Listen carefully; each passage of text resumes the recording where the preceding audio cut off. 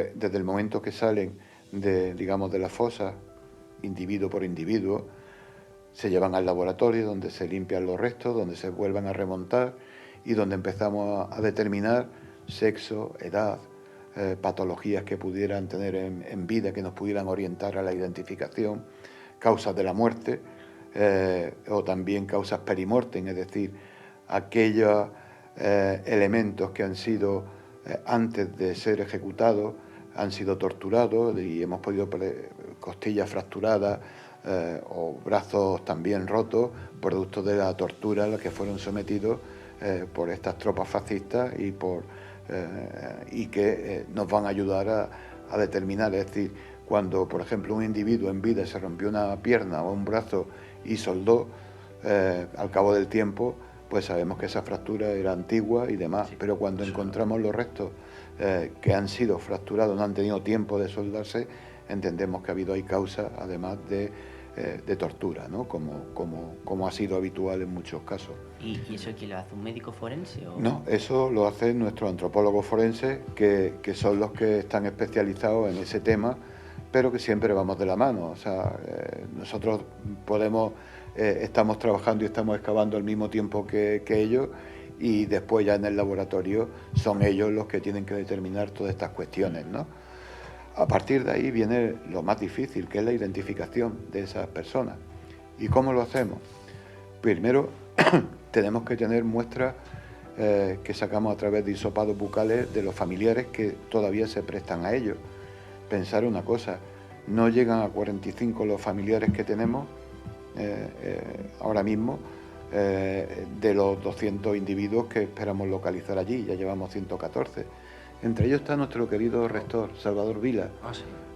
Como sabéis, discípulo de Miguel de Unamuno, que fue detenido en Salamanca, traído a Granada y ejecutado en el mismo barranco de Vilnar, donde hay un memorial, y que esperemos localizar los restos. Su hijo Ángel, que vive en Londres, estamos esperando recibir sus muestras de ADN para llevarlo al laboratorio de identificación genética que está en la Facultad de Medicina de nuestra universidad.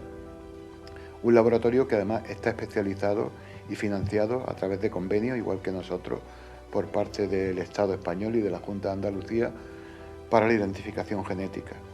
Y además de las muestras que tenemos de ADN de los familiares, obtenemos muestras de los restos humanos. Y podemos obtenerlos de 3 sitios siguiendo las indicaciones del laboratorio de genética. Quizás el hueso mejor. ¿Verdad? Ahora sí. Este que tenemos aquí, que se llama hueso petroso, que es donde, si se conserva bien, se obtienen los mejores resultados de ADN. Si no, tenemos una buena muestra, porque el hueso se ha alterado con el paso del tiempo y demás, podemos obtenerlo también de 2 molares que no tengan caries. Pero si ni uno ni el otro funcionan, tenemos que cortar un 10 centímetros del fémur del individuo para mandarlo al laboratorio. Todas esas muestras pasan a un banco de ADN genético, donde después, mediante los software que tienen nuestros compañeros, que dirige el profesor José Antonio Lorente Acosta, catedrático precisamente de genética de nuestra universidad, pues se empiezan a cruzar los datos para ver si hay coincidencia o no.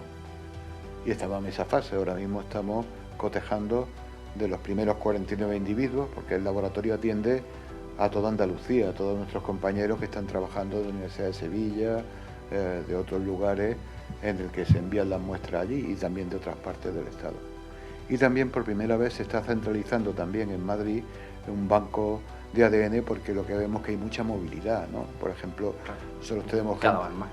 Hay movilidad de gente que no solamente los que están en el barranco de Vilna son granadinos, hay de la provincia de Jaén, hay de la capital, hay de La Vega, hay de la Alpujarra. Es decir, que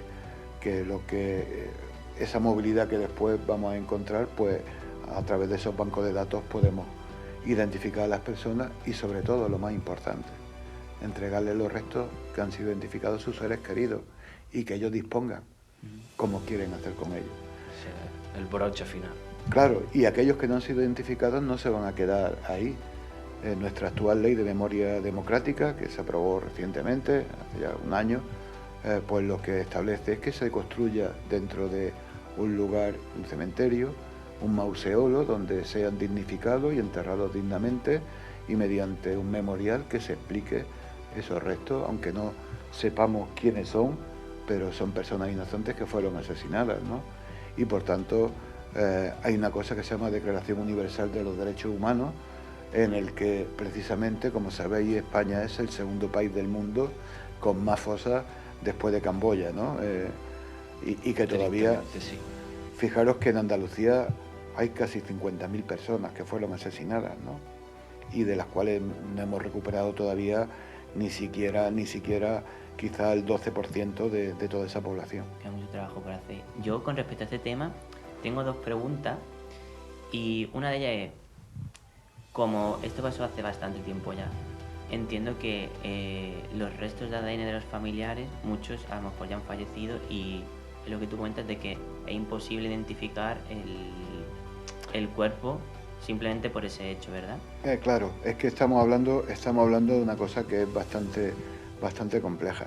Todavía los que son familiares de primera generación, es decir, hijos o hijas directas de la víctima, de las cuales tenemos muy poco, de hecho, en el último año ya han fallecido al menos 2 de estas personas, y nos quedan quizás otras 2 o 3 de esa primera generación, no hay ningún problema. Pero ¿cuáles son las muestras que estamos obteniendo fundamentalmente? Pues sobre todo de nietos y nietas. Claro, en ese proceso también depende de la línea donde venga, padre o madre, para que esa cadena de ADN vaya también cambiando y modificándose. A pesar de eso, bueno, aunque sea de segunda generación, incluso de tercera, porque también tenemos en el caso de bisnietos que se han ocupado de esto, pues en algunos casos sí da resultados, y en otros, por desgracia, es más difícil, y uno no puede jugar con los sentimientos de las personas y engañarlos diciendo, no, puede ser. No podemos decirle puede ser.